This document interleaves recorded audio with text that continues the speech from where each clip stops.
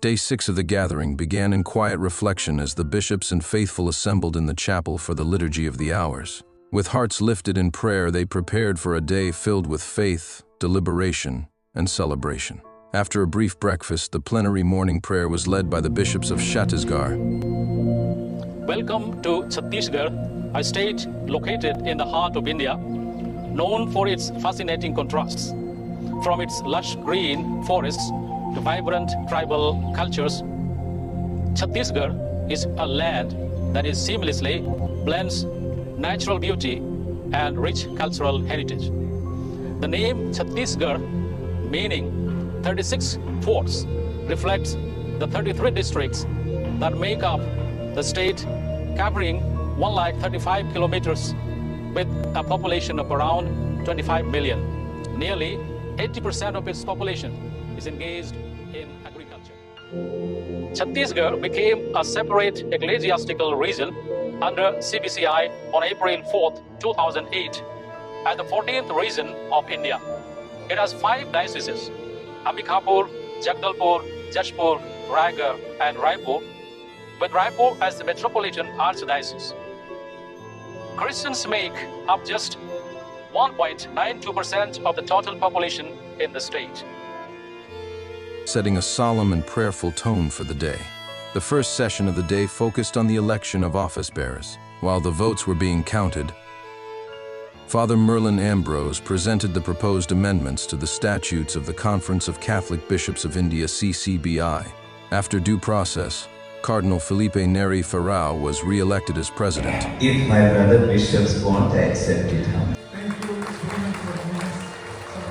reaffirming his leadership. At 11 a.m., the gathering entered a moment of profound spiritual significance with the solemn Eucharistic celebration for the Feast of the Presentation of the Lord.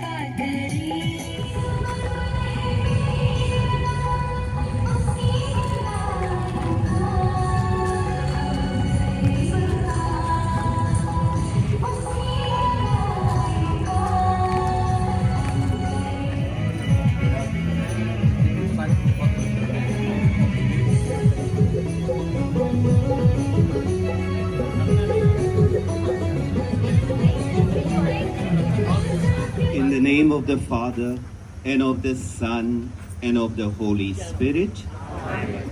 Peace be with you. And with your spirit.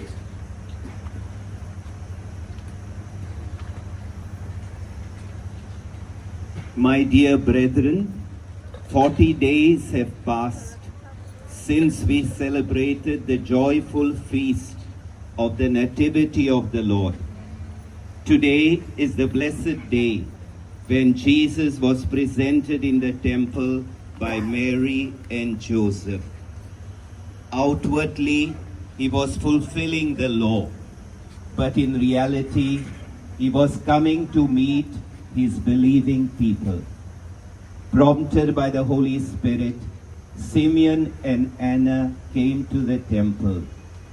Enlightened by the same Spirit, they recognized the Lord and confessed him with exultation.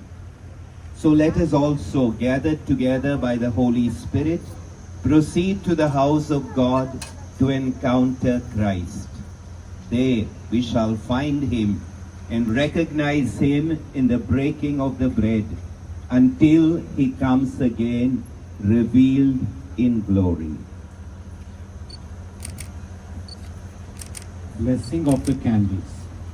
O God, source and origin of all light, who on this day showed the light for revelation to the Gentiles, we humbly ask that in answer to your people's prayers, you may be pleased to sanctify with your blessing these candles, which we are eager to carry in praise of your name, so that treading the path of virtue, we may reach that light which never fails. Through Christ our Lord. Amen.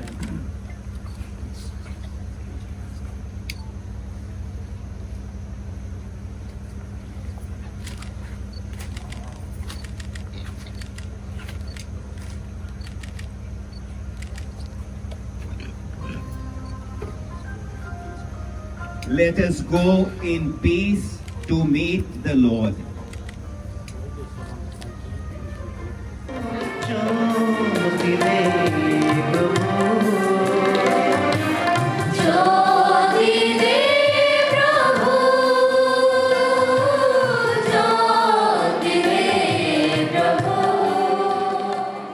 More than 3,000 faithful, including priests and religious from the 6 dioceses of Odisha, participated in the liturgy, which beautifully integrated local cultural expressions. The Eucharist was celebrated in both English and Odia, with Cardinal Felipe Neri Ferrao as the main celebrant.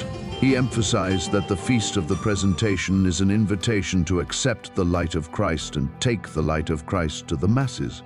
Archbishop John Bawa of Cuttack, Bhubaneswar, translated the homily, ensuring the message resonated deeply with the congregation. In the afternoon, the election process continued, resulting in Bishop Peter Machado of the Archdiocese of Bangalore being elected as Vice President, and Archbishop of Ranchi Vincent Dind was elected as the Deputy Secretary General of the CCBI.